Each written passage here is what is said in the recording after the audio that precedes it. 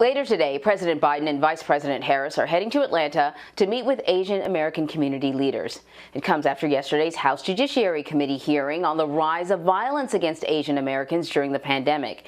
It was the first congressional hearing on anti-Asian discrimination in over 30 years. So Weijia Jang joins us from the White House. Weijia, we are hearing that the Biden administration is considering a policy response?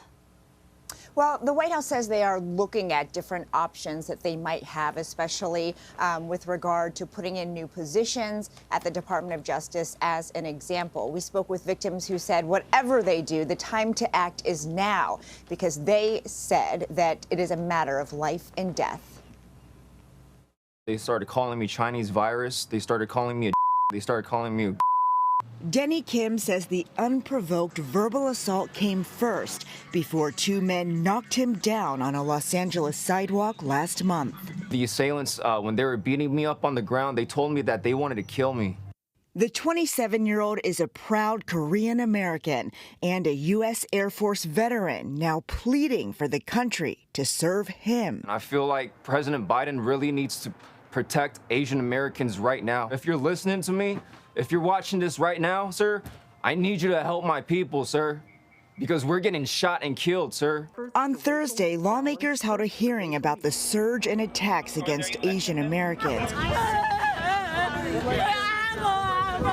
who have reported nearly 4,000 crimes against them since the start of the pandemic, an increase of about 150% in major U.S. cities.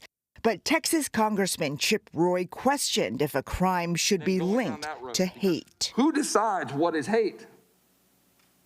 Who decides what is the kind of speech that deserves policing? Roy also defended the use of anti-Chinese rhetoric to describe the virus. And I'm not going to be ashamed of saying I oppose the Chi-Coms. I oppose the Chinese Communist. New York Congresswoman Grace Meng fired back. This hearing was to address the hurt and pain of our community and to find solutions, and we will not let you take our voice away from us. Meng said Asian Americans have a target on their backs. She would know. Meng shared several voicemails her office has received to show the racism is real. Chinese virus, Kung Flu, you Kung Flu. The Congresswoman is now pushing to pass the COVID-19 Hate Crimes Act. How important is it that the government take some action? It's as important as my mom living and not fearing for her life when she walks to the grocery store. I don't want her getting beat up and her head hitting the concrete and her head bleeding all over the floor because somebody was just filled with so much hate and ignorance.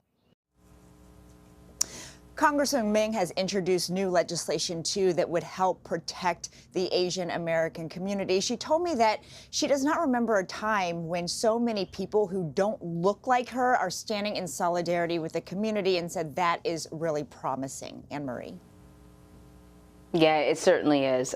So we spoke earlier about President Biden and Vice President Harris heading to Atlanta today. This trip was planned before. It was, before the shooting, that is. It was part of the Help is Here tour that they are doing to promote the American Rescue Plan. But I presume the message is going to be a little bit different today. What kind of help are they offering today?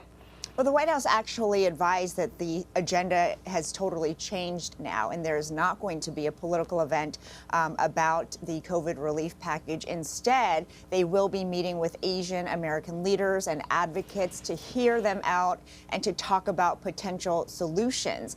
They will also be visiting the Centers for Disease Control and Prevention. Of course, the headquarters is down there in Atlanta, and we are still in the middle of this deadly pandemic. And we also know that President Biden will meet with Stacey Abrams while he is there. So it is going to be a packed trip, but as you mentioned, it is not going to be what it was originally supposed to be, which was, touting this rescue package, this plan that the president passed, and taking a sort of victory lap. So it's a lot more somber visit to Atlanta now.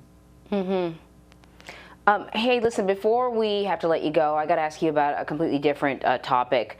Russia is not particularly happy with President Biden. The president called Russian President Vladimir Putin a killer this week.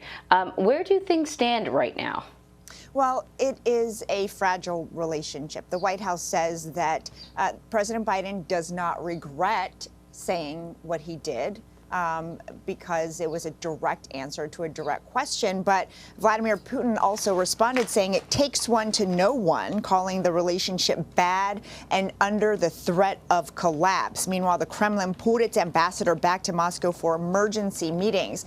And we also know that the administration here is considering taking even more sanctions against Russia because the U.S. intelligence community has found that it did, in fact, interfere in the 2020 presidential election, hoping to help the former president, Donald Trump, and also for a SolarWinds computer hack that really compromised a lot of federal agencies and U.S. companies, but we don't know when those sanctions may come.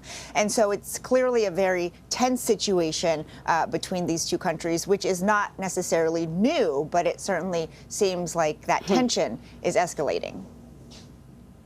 Yes, definitely turned a page from the last administration, if anyone was wondering. Weijia, thank you very much. Sure.